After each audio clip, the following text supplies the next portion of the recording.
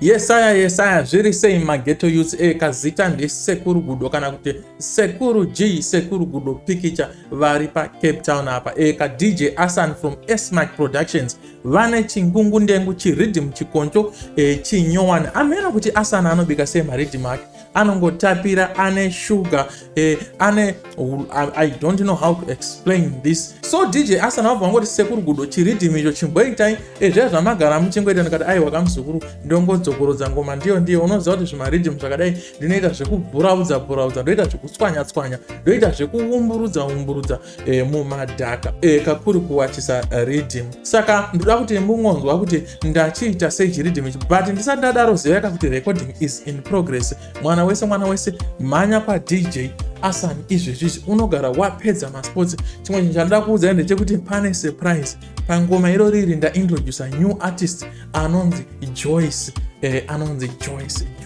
Joyce Mahoro is my 1 month year old is my 1 month old daughter.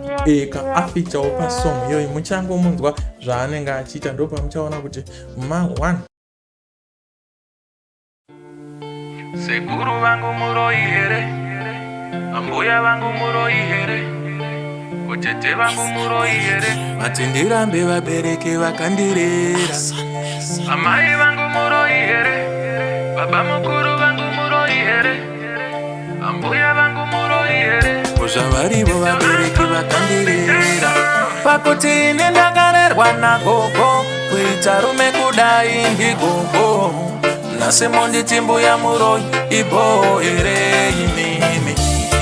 Pane zvinhu zvinondinetsa pamuri mukuru wesvondo. Saka ndauya nemibvunzo, iyi mibvunzo haisi yekondonyarara. Pane chinhu chinondinetsa pamuri mukuru wesvondo. Ini ndauya nemibvunzo, iyi mibvunzo haisi yekondo. Ambuya vamakanenedzera muchiti vanoroya, ndivo ambuya vakandichengetai, ndivo amai vanyakutumbura, vaisarara usiku ndarwara inini, kunatira kupfundira kuti ndirarame inini. Ungavaramba sei